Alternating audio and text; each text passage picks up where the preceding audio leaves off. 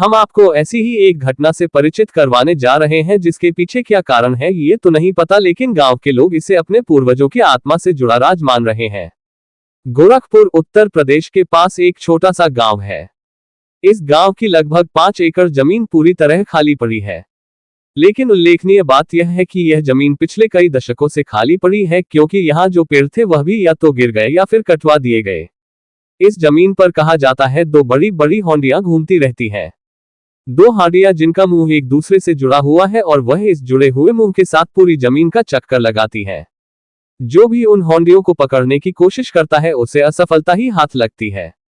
वह किसी के हाथ नहीं आती और कहां छिप जाती है ये कोई नहीं जानता।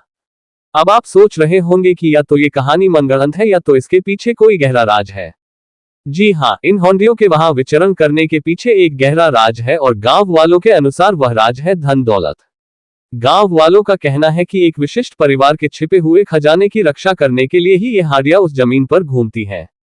ऐसी मान्यता है कि अगर कोई वस्तु एक लंबे समय तक जमीन में गड़ी रहती है तो उसमें जान आ जाती है, और ऐसा ही कुछ हुआ इन होंडियों के साथ।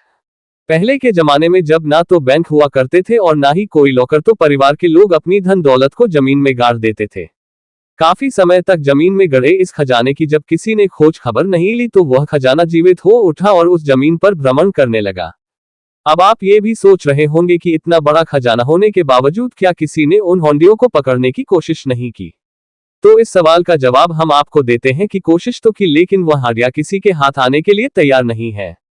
कहते हैं इन होंडियों में उस परिवार के पूर्वजों की आत्मा है और वह जिसे अपने उत्तराधिकारी के रूप में स्वीकार करेंगे उसे ही वह खजाना सौंपेंगे, और अगर किसी ने जबरन उन होंडियों को पकड़ने की कोशिश की तो इससे जान का खतरा भी हो सकता है।